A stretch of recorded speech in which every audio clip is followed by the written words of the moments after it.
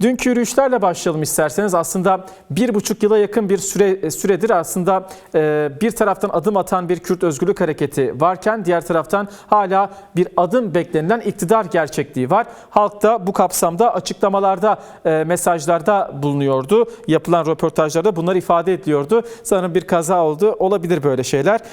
Şunu ifade etmekte yarar var aslında. Halkın da dün sloganlarına yansıyan söylemlerde barışın arkasında olan bir halk gördük.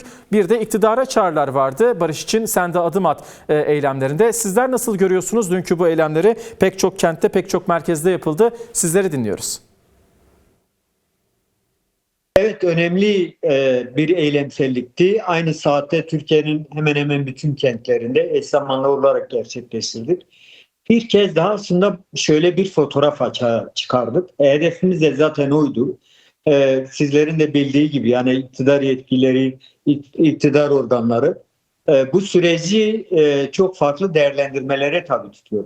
Sürecin iradesinin güçlü olmadığı, halk desteğinin olmadığı yönünde onlarca demagoji, dezenformasyona dayalı haber ve yorumlarla karşı karşıya kalıyoruz. Ama dün çok güçlü bir irade bir kez daha açığa çıktı. Halk sürece ne kadar bağlı olduğunu, ne kadar istediğini, barış özlemi içerisinde olduğunu bir kez daha ifade etti. Sloganıyla, pankartıyla, yürüyüşüyle, bileşimiyle bu mesajı bence güçlü bir şekilde verdi. Bu saatten sonra artık özellikle hükümet konumunda olan gücün, yapının ipe un serme amacıyla kullanmış olduğu dil, üslup ve o beklentili ruh halini bir kenara bırakmasının zamanı geldi diye düşünüyorum. Yani dünkü fotoğraf yeni bir kez daha ele alınmalı ve değerlendirilmeli hükümet yetkilileri tarafından. Kürt halkı başta olmak üzere Türkiye Emek Demokrasi Güçleri barış konusunda ısrarcıdırlar, samimidirler ve artık devletin adım atmasını istiyorlar. Yani bu konu ilan nihayet sürgüt devam edecek bir konu değil, bir tutum yaklaşım değil. Bu açıdan dünkü mesaj çok güçlüydü, çok olumluydu. Ben önümüzdeki sürece de pozitif katkılar sunacağına inanıyorum. Bu açıdan bir kez daha yeni bir değerlendirmeye ihtiyaç var hükümet kanadı açısından. Zira biz ilk günkü duruşumuzu, tutumumuzu devam ettiriyoruz. Dünkü fotoğrafta bunun belgesi. Aslında şunu da sormakta yarar var. Yani evet, bir taraftan adım atmayan bir iktidar gerçeği var. Siz de kısmen değindiniz ancak açmanızı isteyeceğim bu konuyu. Çünkü Mayıs ayına özellikle bayramdan sonrasında işaret edilen bir yasal düzenleme takvimi işaret edilmişti. Geleceği ifade edilmişti. Yine Mayıs ayı aslında bunun olmadığı bir ay oldu. Önümüzdeki haftadan itibaren bir Kurban Bayramı süreci yaşayacak Kürdistan ve Türkiye halkları. Bu süreç içerisinde de muhtemelen meclis kapalı olacak ve yine yapılmayacak bu adımlar. Haziran ayına kaldı gibi görülüyor. Peki yani bir tepki var mı sizce toplum tarafından iktidara? Evet, bir çağrı vardı, bir uyarı olarak görüyoruz ancak sanki bir tepki de açığa çıktı bu konu kapsamında. Sanki bir soğutma ya da yürütmeyi durdurma, bu süreci durdurma gibi bir hamle gibi de görülüyor sanki. Evet, yani toplum biraz böyle değerlendiriliyor. Hem tepki var, hem kaygı var, hem kuşku var. Yani bu sürecin birçok parametreyi iç içe taşıdığını zaten biliyoruz ama toplumdaki karşılığı tam da ifade ettiğimiz gibidir. Bu açıdan toplum tepkisini bu yürüyüşle bir kez daha ortaya koydu. Aslında herkes özellikle o yürüyüşlerde atılan sloganlara, dile getirilen taleplere bakarsa meselenin ne olduğunu, niye böyle bir şeye ihtiyaç duyduğu toplumun çok net bir şekilde açığa çıkar. Kesinlikle toplumda tepki var, öfke var. Zira 1,5 yıl gibi bir zamandan bahsediyoruz. Türkiye gibi her an, her gün adeta nefese ihtiyaç duyduğumuz kadar barışa ihtiyaç duyduğumuz bir coğrafyada bu meselenin 1,5 yıldır bu tarzda sürüncemede kalmış olması ciddi bir öfke ve tepkiye neden oluyor. Bunu herkes bilmeli. Niye öfke ve tepki? Çünkü bu süreç şu ana kadar tek taraflı yürütülen bir süreç konumunda. Bahçeli'nin açıklamasından sonra Sayın Öcalan'ın irade alıp kendi partisine, kendi hareketine, Kürt halkına, Türkiye Emek Demokrasi Güçlerine yapmış olduğu çağrının ve almış olduğu sorumluluğun gerekleri yerine getirilmiştir. Ama devlet bu gerekleri yerine getirmemiştir. Buna mukabil olarak atması gereken adımları atmamıştır. Tek bir düzenleme olmamıştır. Yasa, kanun vesaire bağlı olmaksızın yapılması gereken işlerin hiçbiri gerçekleşebilmiş değil. Yani halen Kürtler şunu söylüyor. Halen Türkiye Emek Demokrasi Güçleri, sol sosyalist güçleri, demokratik kamuoyu halen demokratikleşme bağlamında bir kırıntının gerçekleşmemiş olmasından kaygı duyuyor. Öfke duyuyor. Yani bu kadar söz söyleyeceksiniz, bu kadar laf çevireceksiniz ama günün sonunda somut hiçbir şey ortaya koymayacaksınız. Dolayısıyla bu bir kaygı gerekçesidir, bir öfke gerekçesidir. Şimdi Sayın Bahçeli'nin ifade ettiklerinin bir kısmı tekrar söylüyoruz. Bir kısmı taahhüttü, devlet taahhüdüydü. Yani bu iş ciddiyet ister, gerçekten sorumluluk ister. Şimdi bu taahhüt kısmına ilişkin bir gelişme var mı? Bir somut adım var mı? Sayın Öcalan cezaevinden çıkacaktı, meclise gelecekti, Türkiye yasalar çıkaracaktı.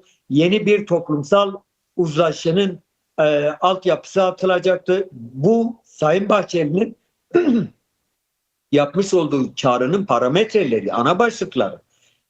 Sadece Kürt tarafına seslenen bir şey yoktu Sayın Bahçeli'nin konuşmasında. Şimdi Kürtler iradeyi aldı, Sayın Öcalan iradeyi aldı, büyük bir sorumlulukla yürüttü. Hareketi Sayın Öcalan'ın arkasında olduğunu yaptıklarıyla gösterdi. İşte kongresini topladı, silah bırakma kararı aldı, sınırlardan çekilme kararı aldı vesaire. Bütün bunlar gerçekleşti. Şimdi bu işin bir tarafıydı. Diğer tarafı Sayın Bahçeli'nin az önce de ifade ettiğim gibi vermiş olduğu sözlerdir. Taahhüttür yani. Sayın Öcalan meclise gelecekti. Sayın Bahçeli'nin söylediği işte demokratikleşme gerçekleşecekti. Yeni bir toplumsal sözleşme oluşturulacaktı falan. Bütün bu başlıklara ilişkin bir tane iyi niyet göstergesi bile var mı? Halen hasta tutsaklar cezaevinde. Halen AİM'in kararları uygulanmamış bir süreçle karşı karşıyayız. Dolayısıyla evet dünkü yürüyüşlerde buna dair hem tepki hem de nasıl olmasına dair parametreler oldukça güçlü bir şekilde ortaya konuldu. Bundan sonra da bu hattı izlemeye devam edeceğiz. Bir de şunu açmanızı isteyeceğim. Yani evet bir taraftan çağrılar vardı, tepkiler dile getirildi. Ancak bir de aslında fotoğrafın diğer bir yüzü de DEM Parti'nin ya da Kürt siyasi hareketinin arkasında ya da önünde bulunan bir halk gerçekliği göz önünde bulundu. Sürecin başından itibaren aslında pek çok çalışma yürütüldü. Sürecin toplumsallaşması açısından. Ancak aynı şeyi iktidar kanadında çok göremiyoruz sanki. Yani geçtiğimiz süreçlerde işte AKP iktidar döneminde yapılan bir süreç daha vardı. O süreç içerisinde hatırlıyoruz. Toplantılar gerçekleşiyordu, mitingler gerçekleşiyordu. Halk bu barış için aslında seferber ediliyordu ya da toplumsallaştırılıyordu. Ancak 1,5 yıllık süreç içerisinde zaten atılmayan adımlar var ancak bir de toplumsallaşmayan aslında bir süreçte yok mudur sizce? Evet, biz bu sürecin toplumsallaşmaktan başka çaresinin olmadığını biliyoruz. O yüzden de biz sürecin hemen Sayın Öcalan'ın çağrısından hemen sonra büyük bir toplantı serisiyle bu süreci anlaşılır kılmak istedik. Çünkü ortada demagojiler var, saldırılar var, manipülasyonlar var. Onlarca hile, hurda ve oyun var. Yine iktidarın ve yer yer muhalefetin dili bu sürecin deyim yerindeyse akamete uğraması için, enfekte edilmesi için her gün bir bombardıman gibi topluma enjekte ediliyor. Bu süreç bu anlamda birçok yönüyle anlamsız ve anlaşılmaz kılınmak isteniyor. Şimdi bütün bu gerekçelerden hareketle biz sorunun toplumsallaşmadan çözülemeyeceğini biliyoruz. Ve o yüzden de büyük bir toplantı serisi başladık. Gerçekten bugüne kadar neredeyse 2500 tane toplantı gerçekleşti ve yüz binlerce insanla yüz yüze gelinerek bu süreç anlatılmaya çalışıldı.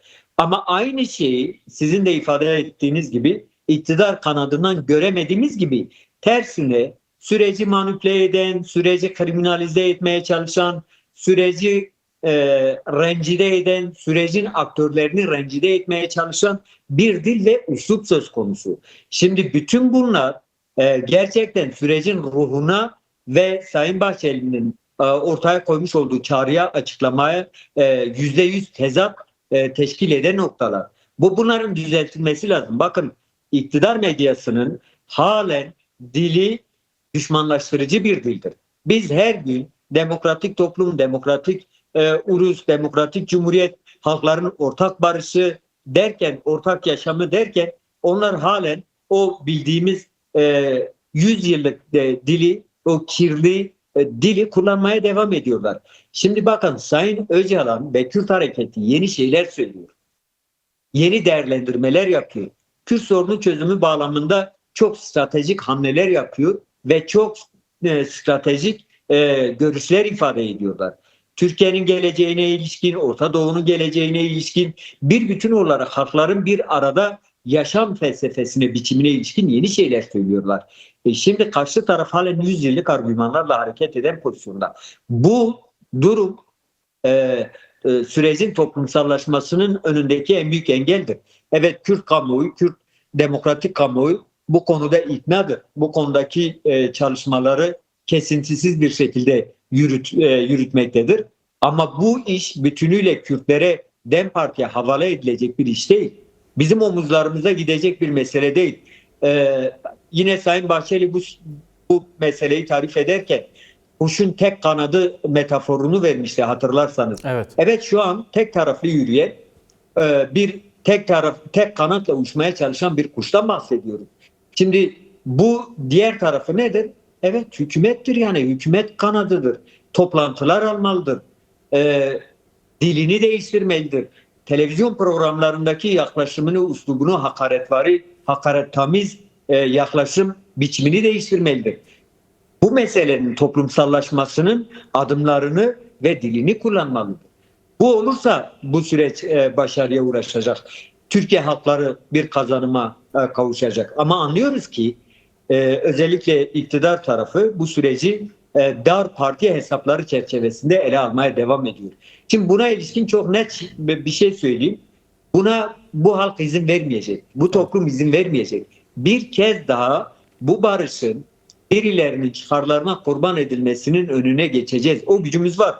Bu toplum bu kararlılıktadır. Dün de bunu göstermiştir. Evet.